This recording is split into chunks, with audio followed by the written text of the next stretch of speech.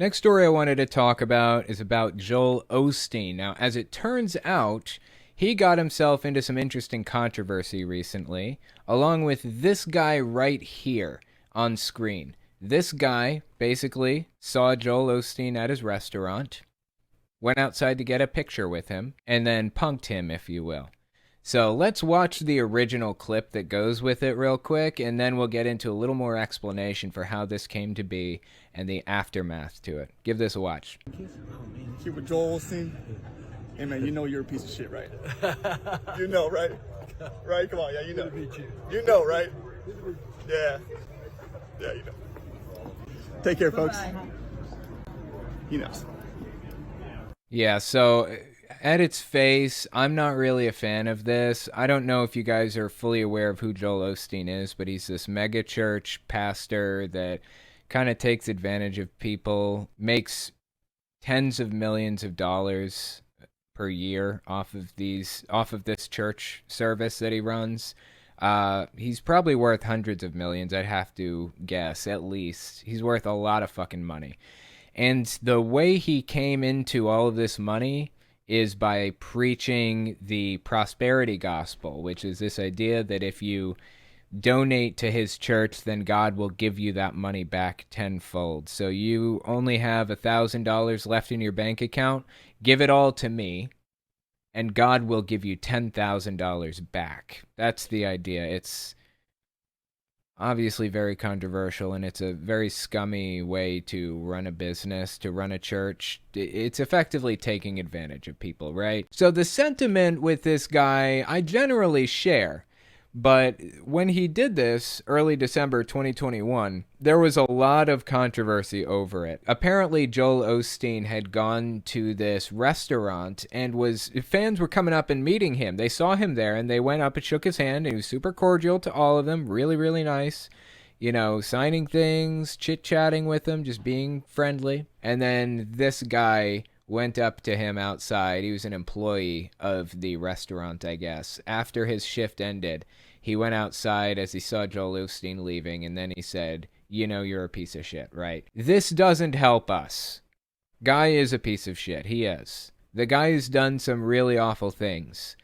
But this only fuels the persecution complex, in my opinion.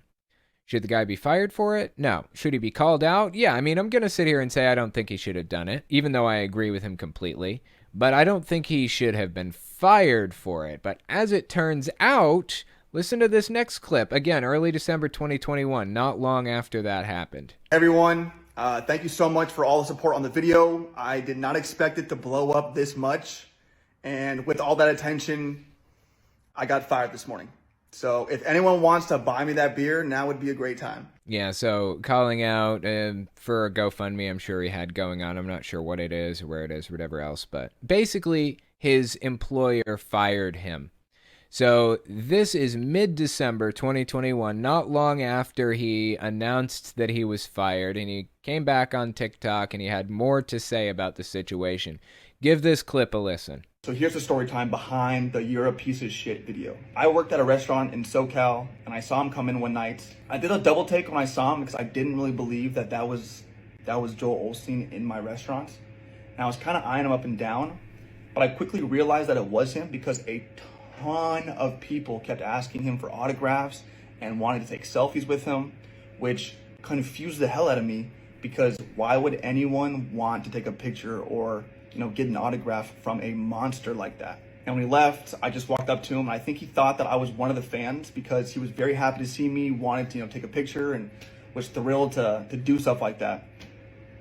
Quickly realized that I was not a fan. I made the video the way I made it. It was kind of in the moment, so there wasn't a lot of thought behind it. I just wanted to tell him what was personally on my mind. Let me just pause it there for a second. Like I said, I don't believe that this is the best way to go about doing our activism. I absolutely want to find a way to diminish the power that Joel Osteen's church has.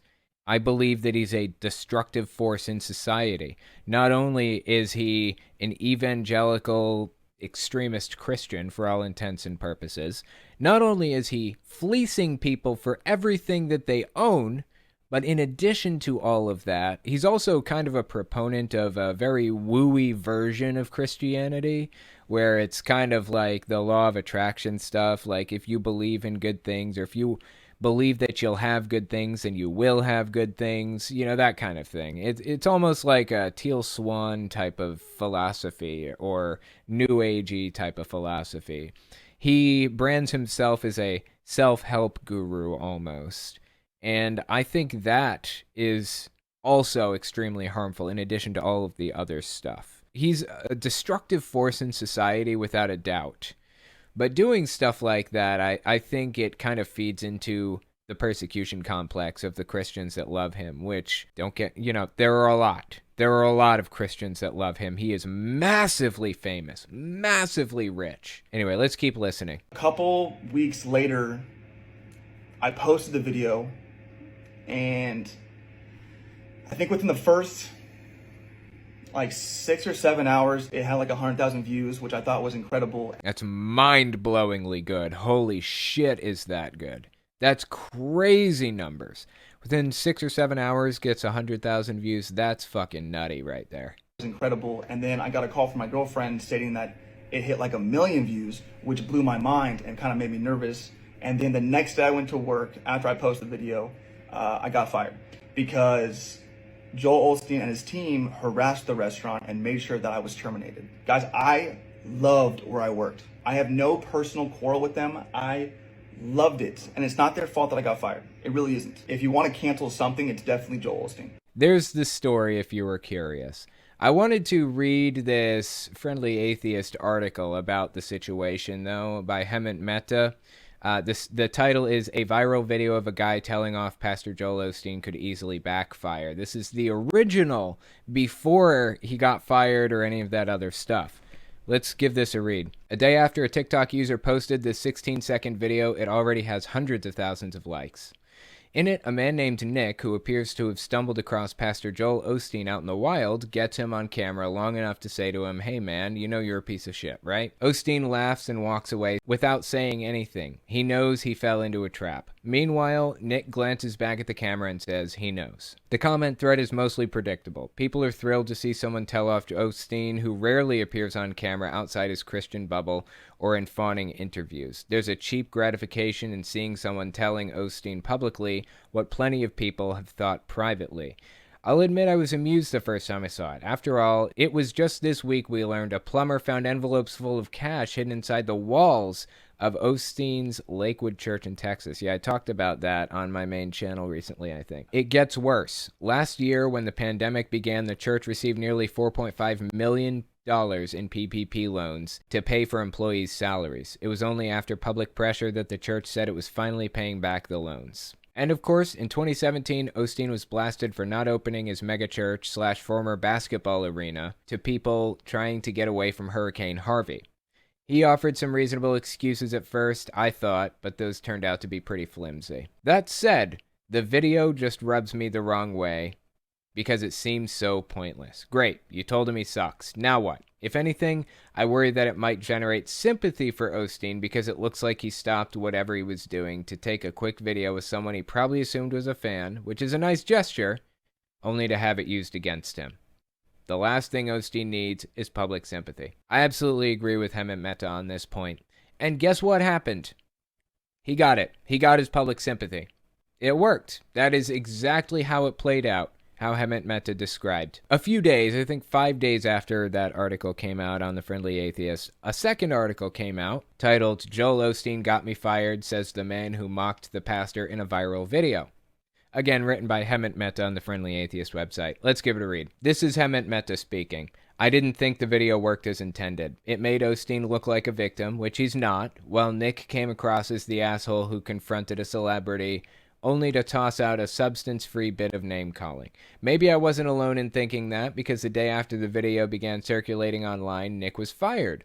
The first video was taken at the restaurant Nick worked at, which would explain both how he ran into Osteen in the first place and why he might have been sacked after mocking a customer while on the clock. Oh, that was probably a bad idea. In a comment under that video, he added, "It wasn't my employer's fault. Some outside forces came into play, if you know what I mean."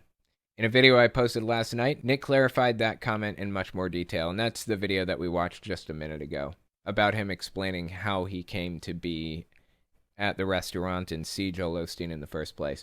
This is back to Hemant Mehta speaking. He said he was bothered at how many people in the restaurant were asking Osteen for his autograph because the pastor has done and believes some deeply disturbing things, which is all true. So during a break, Nick approached Osteen as he was leaving the restaurant.